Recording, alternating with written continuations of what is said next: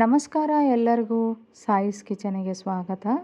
ಇವತ್ತು ರುಚಿಯಾದ ಹಾಗೂ ಸಾಂಪ್ರದಾಯಿಕ ಅಡುಗೆ ಹೀರೆಕಾಯಿ ಹುಳಿತವೆ ಮಾಡುವುದು ಹೇಗೆ ಅಂತ ನೋಡೋಣ.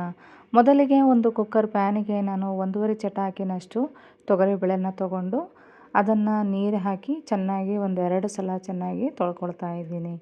ಈಗ ತಿರ್ಗಾ ಇದಕ್ಕೆ ನೀರು ಹಾಕಿ ಒಂಚೂರು ಅರಶಿನ ಹಾಕ್ತಾಯಿದ್ದೀನಿ. ಹಾಗೆ ಇದಕ್ಕೆ 1 ಸ್ಪೂನಷ್ಟು ಎಣ್ಣೆನ ಹಾಕಿ ಇದನ್ನು 2 ವಿಷಲ್ಲು ಬರೆಸ್ಕೊಳ್ತೀನಿ. 2ರಿಂದ 3 ವಿಷಲ್ಲು ಬರೆಸ್ಕೋಬೋದು. ಈ ತೊವೆ ತುಂಬ ಡಿಫ್ರೆಂಟಾಗಿರುತ್ತೆ, ಹಾಗೆ ರುಚಿನೂ ಕೂಡ ಚೆನ್ನಾಗಿರುತ್ತೆ. ಈಗ ಇದಕ್ಕೆ ನಾನು ಹುಣಸೆಹಣ್ಣು ಬೇಕು. ನಾನು ಒಂದು ನಿಂಬೆಹಣ್ಣಿನ ಸೈಜಿನಷ್ಟು ಹುಣಸೆಹಣ್ಣನ್ನ ನೀರಿನಲ್ಲಿ ಹಾಕಿ ಚೆನ್ನಾಗಿ ತೊಳೆದು ಹಾಗೆ ಇದಕ್ಕೆ ನೆನೆ ಹಾಕ್ತಾಯಿದ್ದೀನಿ. ಅಷ್ಟರಲ್ಲಿ ನಾನು ಹೀರೆಕಾಯಿನ ಹೆಚ್ಕೊಳ್ತಿದ್ದೀನಿ. ಇದು ಒಂದು ಮೀಡಿಯಮ್ ಸೈಜ್ದು ಪೀಸಸ್ಗಳಾಗಿ ನಾನು ಮಾಡ್ಕೊಳ್ತಾ ಇದ್ದೀನಿ. ಇದನ್ನು ನಿಮಗೆ ಯಾವ ಸೈಜ್ನಲ್ಲಿ ಬೇಕೋ ಆ ಸೈಜ್ನಲ್ಲಿ ನೀವು ಕಟ್ ಮಾಡ್ಕೋಬೋದು.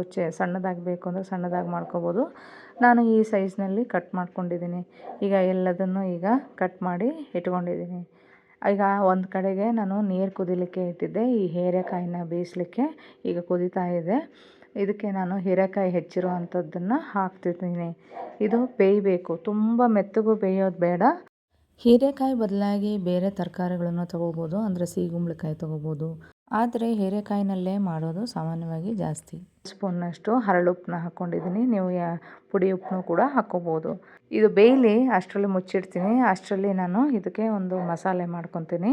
ಪುಡಿ ಹುರ್ಕೊಳ್ಳೋಣ. ಇದಕ್ಕೊಂದು ಸ್ವಲ್ಪ 1 ಸ್ಪೂನ್ನಷ್ಟು ಎಣ್ಣೆ ಹಾಕ್ಕೊಂಡಿದ್ದೀನಿ. 1 ಸ್ಪೂನ್ನಷ್ಟು ಕಡಲೆಬೇಳೆ ಹಾಕಿದ್ದೀನಿ. ಇದನ್ನು ಒಂಚೂರು 1-2 ಸಲ ಹುರ್ಕೋಬೇಕು, 1 ನಿಮಿಷ. ಇದು ಒಂದು ಅರ್ಧ ಆಗಿದೆ ಅನ್ನೋ ಅಷ್ಟರಲ್ಲಿ ಉದ್ದಿನಬೇಳೆನ ಹಾಕ್ಕೊಳ್ಳಿ. ಅದು ಕೂಡ 1 ಸ್ಪೂನ್ ಹಾಕಿದ್ದೀನಿ. ಹಾಗೆ ಇದಕ್ಕೆ 2 ಸ್ಪೂನ್ನಷ್ಟು ಧನಿಯಾ ಕೂಡ ಹಾಕ್ಕೊಂಡಿದ್ದೀನಿ. ಚೆನ್ನಾಗಿ ಇದನ್ನು ಹುರ್ಕೋಬೇಕಾಗತ್ತೆ. ಈಗ ಇದಕ್ಕೆ ನಾನು ಒಂದು ಇಂಚಿನಷ್ಟು ಚಕ್ಕೆನ ಹಾಕ್ಕೊಂಡಿದ್ದೀನಿ. 4 ಲವಂಗನ ಹಾಕ್ಕೊಂಡಿದ್ದೀನಿ. ಇದು ಕೂಡ ಅಷ್ಟೇ ಚೆನ್ನಾಗಿ ಹುರ್ಕೋಬೇಕು. ಇದಕ್ಕೆ ಒಂದು ಸ್ವಲ್ಪ ಕರಿಬೇವನ್ನ ಕೂಡ ಸೇರಿಸ್ಕೊಂಡಿದ್ದೀನಿ.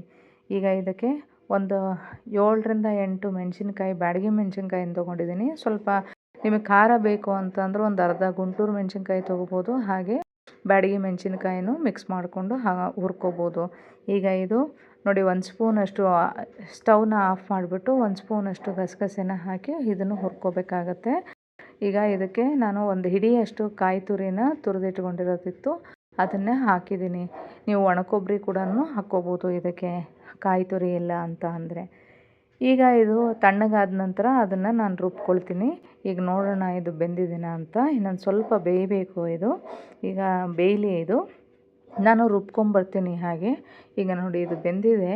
ಈಗ ರುಬ್ಬಿರೋ ಅಂತಹ ಮಿಶ್ರಣನ ನಾನು ಇದಕ್ಕೆ ಹಾಕಿ, ಎಷ್ಟು ಬೇಕೋ ಅಷ್ಟು ನೀರನ್ನ ಹಾಕ್ಕೊಳ್ಳಿ. ಒಂದು ಸ್ವಲ್ಪ ಮಂದ ಇರಬೇಕು, ಅಂದರೆ ಸ್ವಲ್ಪ ಗಟ್ಟಿ ಇರಬೇಕು, ಚೆನ್ನಾಗಿರುತ್ತೆ. ಈಗ ಚೆನ್ನಾಗಿ ಮಿಕ್ಸ್ ಮಾಡ್ಕೊಳ್ಳಿ. ಇದನ್ನು 1 ನಿಮಿಷ ಕುದಿಲಿಕ್ಕೆ ಬಿಡಿ. ನೀರು ಹಾಕಿ ಚೆನ್ನಾಗಿ ಮಿಕ್ಸ್ ಮಾಡ್ಕೊಳ್ಳಿ. ಇದನ್ನು ಕುದಿಲಿಕ್ಕೆ ಬಿಡಬೇಕಾಗತ್ತೆ. ಈಗ ನೋಡಿ ಕುದಿಲಿಕ್ಕೆ ಬರ್ತಾ ಇದೆ. ಈಗ ನಾವು ಬೇಯಿಸಿಟ್ಟಿರುವಂತಹ ಬೇಳೆ ಇದೆ ಅಲ್ವಾ, ಆ ಬೇಯಿಸಿಟ್ಟಿರುವಂತಹ ಬೇಳೆನ ನಾವು ಇದಕ್ಕೆ ಸೇರಿಸ್ಕೋಬೇಕಾಗತ್ತೆ. ಇದನ್ನ ಒಂಚೂರು ನಾನು ಕಡಿದು ಇನ್ನೊಂದು ಪಾತ್ರೆಯಲ್ಲೇ ಇಟ್ಕೊಂಡಿದ್ದೀನಿ ಇದನ್ನು. ಈಗ ಇದನ್ನು ಹಾಕ್ತೀನಿ ನಾನು. ಏನು ನಾವು ಹೀರೆಕಾಯಿನ ಬೇಯಿಸ್ಕೊಂಡು ಮಸಾಲೆನ ಬೇಯಿಸ್ಕೊಳ್ತಾ ಇದ್ದೀವಲ್ಲ, ಒಂದು 5 ನಿಮಿಷ ಆದಮೇಲೆ ಇದಕ್ಕೆ ನಾನು ಹಾಕ್ಕೊಳ್ತಾ ಇದ್ದೀನಿ. ಈಗ ಇದು ಹಾಕಿದ ನಂತರ ನಿಮಗೆ ನೀರು ಎಷ್ಟು ಬೇಕೋ ಅಷ್ಟು ಅಡ್ಜಸ್ಟ್ ಮಾಡ್ಕೊಳ್ಳಿ. ಇದಕ್ಕೆ ಆವಾಗಲೇ ನಾವು ತರಕಾರಿ ಹಿಡಿಲಿ ಅಂತ ಉಪ್ಪು ಹಾಕಿದ್ದೆ. ಈಗ ಇದಕ್ಕೆ ರುಚಿಗೆ ತಕ್ಕಷ್ಟು ಉಪ್ಪನ್ನ ಹಾಕ್ಕೊಂಡಿದ್ದೀನಿ. ಹಾಗೆ ನಾವೇನು ನೆನೆಸಿಟ್ಟಿದ್ವಲ್ಲ ಅದನ್ನು ಚೆನ್ನಾಗಿ ಕಿವುಚಿ ಆ ರಸನ ಕೂಡ ಹಾಕ್ಕೊಳ್ತಾ ಇದ್ದೀನಿ. ಹಾಕಿಬಿಟ್ಟು ಇದನ್ನು ಚೆನ್ನಾಗಿ ಮಿಕ್ಸ್ ಮಾಡ್ಕೊಳ್ಳಿ. ಈಗ ಇದಕ್ಕೆ ನಾನು ಒಂದು ಸ್ವಲ್ಪ ಬೆಲ್ಲ ಕೂಡ ಹಾಕ್ಕೊಳ್ತಾ ಇದ್ದೀನಿ. ನಿಮಗೆ ಬೆಲ್ಲ ಬೇಕು ಅಂದರೆ ಹಾಕ್ಕೊಳ್ಳಿ, ಇಲ್ಲ ಅಂತಂದರೆ ಸ್ಕಿಪ್ ಮಾಡ್ಬೋದು. ನಾನು ಬೆಲ್ಲ ಕೂಡ ಹಾಕ್ಕೊಂಡಿದ್ದೀನಿ ಇದಕ್ಕೆ. ಇದು ಚೆನ್ನಾಗಿ ಕುದೀಲಿ. ಅಷ್ಟರಲ್ಲಿ ನಾನು ಒಗ್ಗರಣೆ ಮಾಡ್ಕೊಳ್ತೀನಿ. ಸಾಸಿವೆ ಒಗ್ಗರಣೆನ ಎಣ್ಣೆ ಹಾಕ್ಕೊಂಡು ಬಿಸಿ ಮಾಡಿಕೊಂಡು ಅದಕ್ಕೆ ಸಾಸಿವೆ ಹಾಕಿದ್ದೀನಿ. ಈ ಸಾಸಿವೆ ಜೊತೆಗೆ ಇಂಗು ಕೂಡ ಹಾಕ್ಕೊಳ್ತಾ ಇದ್ದೀನಿ. ಪತಾಂಜಲಿ ಹಿಂಗಿದೆ, ನೀವು ಯಾವ್ದು ಬೇಕೋ ಆ ಹಿಂಗನ್ನ ಉಪಯೋಗಿಸ್ಕೋಬೋದು.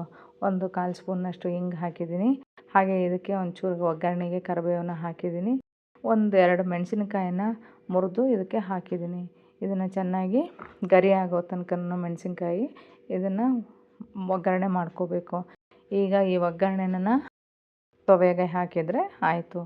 ಈಗ ಅದಕ್ಕೊಂದು ಸ್ವಲ್ಪ ಗಾರ್ನಿಷಿಂಗಿಗೆ ಅಂತ ಕೊತ್ತಂಬರಿ ಸೊಪ್ಪನ್ನ ಹಾಕಿದ್ದೀನಿ. ಚೆನ್ನಾಗಿ ಮಿಕ್ಸ್ ಮಾಡ್ಕೊಳ್ಳಿ. ಹೀರೆಕಾಯಿ ಹುಳಿತವೆ ರೆಡಿಯಾಗಿದೆ. ಒಮ್ಮೆ ಮಾಡಿ ನೋಡಿ. ಧನ್ಯವಾದಗಳು.